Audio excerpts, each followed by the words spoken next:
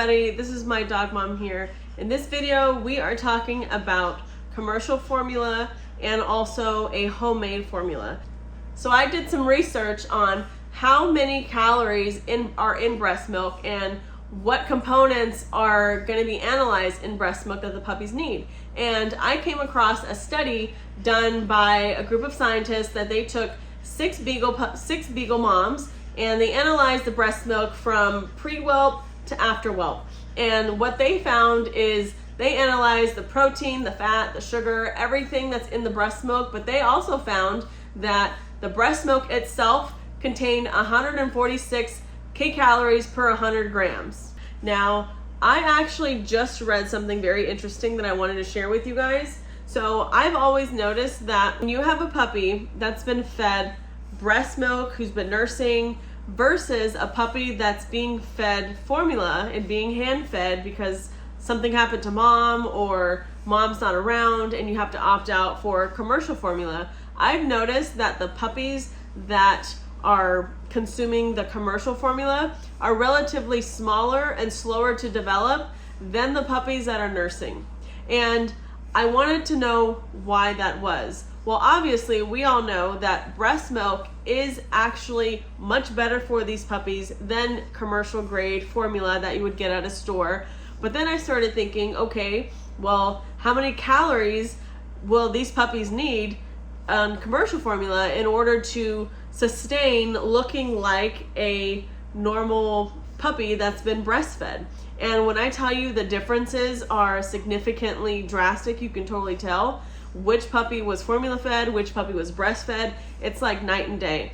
The breastfed puppies, those puppies are going to be a lot more fuller. They're going to be more plumper looking. They are going to have so much fat on them. They are those cute little nugget puppies that you see, the little meatloaf puppies. Those puppies are healthy formula or breastfed puppies. Now, if you look at some other puppies who look a little, on a thinner side, they don't look like they're fully developed. They don't look like there's much meat on their bones. Those puppies, you can easily tell that those ones had some issues with either nursing or those puppies weren't fed formula, but you can tell that there is actual physical difference between that puppy and the breastfed puppy.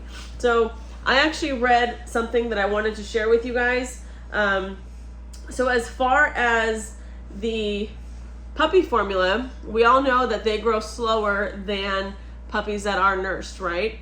But what I did read is that you want to figure out, okay, well, how can we keep the growth of hand-raised puppies consistent on a comparable level with breastfed puppies, right? And so basically what this book says is you have to keep the caloric intake of the puppy on par with his breastfed litter mates by increasing the number of calories per cc in our puppy formula. So what does that mean? That means that commercial grade formulas, okay, they don't have as much calories as normal breast milk. So whenever you do breastfeed or whenever you do feed formula to a puppy, I've noticed that I always have to add a secondary supplement as a weight gainer in order for these puppies to sustain the weight that a normal puppy milestone would meet when they are being breastfed, right? So anytime I have a puppy that's being formula fed, I always have to supplement with a weight gainer in order to be a comparable size to meet their growth milestone. Okay, that's a fact. That's what I do. And I've always noticed that it's always the commercial fed formula puppies. Now, in this passage right here, it does say the puppy formula that increases the calorie per cc from 3 to 4 calories per cc found in breast milk and commercially prepared formula. It contains, so this formula contains 10 to 12 calories per cc, contains live culture yogurt to prevent diarrhea, Caro syrup to prevent constipation, and also a meat product with important amino acids that will avoid the formation of juvenile cataracts caused by nutritional deficits. So, for those of you that don't know, puppies in general, they do suffer from a lot of nutritional deficits starting from the mom when they're in the womb. Now, why would you want to carry on those nutritional deficits from when the mom who's being fed like a poor dog food and has poor diet, because, you know, obviously the normal owner doesn't know any better on what to feed a pregnant or nursing mom, so they just continue with their dog food. You know, there's a lot of research behind dog food that shows that dog food, commercially grain, kibble, dog food, any type of dog food is not good for dogs because of all of the fillers and all the different things that they put in it, right? So if you're feeding something that's so bad for a normal dog and you're feeding that during pregnancy to try to support puppies, what's going to happen? Well, the dogs, they cannot get all of their nutrients from dog food alone. They just can't. That's like you eating crackers every day and wanting to, you know, have a low carb diet in a sense. Like it's impossible. You can't do it. And you can't meet all your nutritional requirements by just eating crackers every day. So what happens is when you have a nursing dog or a dog that's pregnant who's already deficient in certain categories and they're trying to have puppies, the puppies haven't been exposed to these different amino acids and things that they need growing up in the womb. So they're already basically deficient at that point. They're deficient before they even get a good chance at life to start. So I'm going to see if I can replicate her formula in here. And this is not my formula, just so you guys know. This is a formula by Myra Savant. She is a breeder who has had many, many years of experience with raising puppies and things like that. So I have her book here, and I'm going to apply what I just read and see if her homemade formula is going to help with my puppy's growth and development.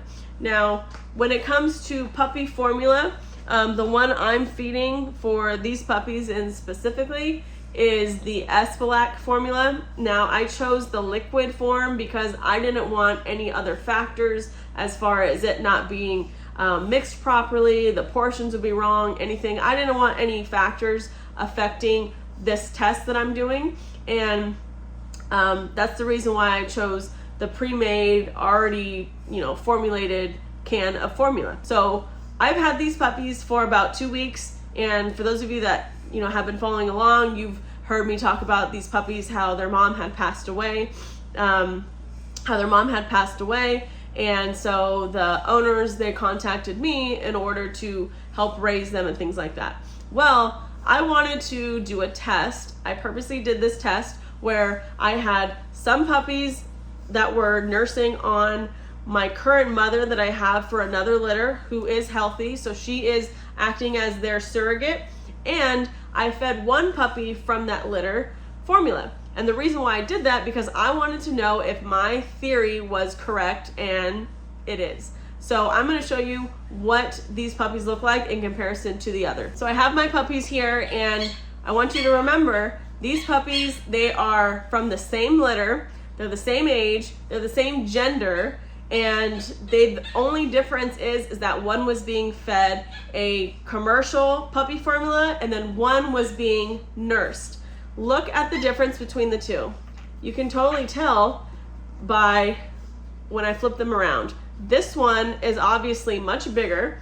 This one is really full. She looks like she has a good amount of fat on her, very well rounded. Her eyes are already starting to open, and she just looks like your normal puppy that's meeting their puppy milestones, right? I mean, this looks like a healthy puppy.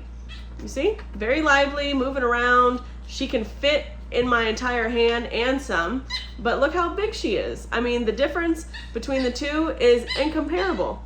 And then you have this puppy who you can tell she is like she's like half the size of the first puppy. So keep in mind, they're from the same litter, they're the same age, they are the same gender. The only difference is that this puppy was fed with breastfeeding and nursing, and this puppy was on a commercial puppy food. Now, I haven't fed them yet, so that's why they're a little squirmy, and she's wanting to, get away from me, so she's hungry, so I'm gonna feed her.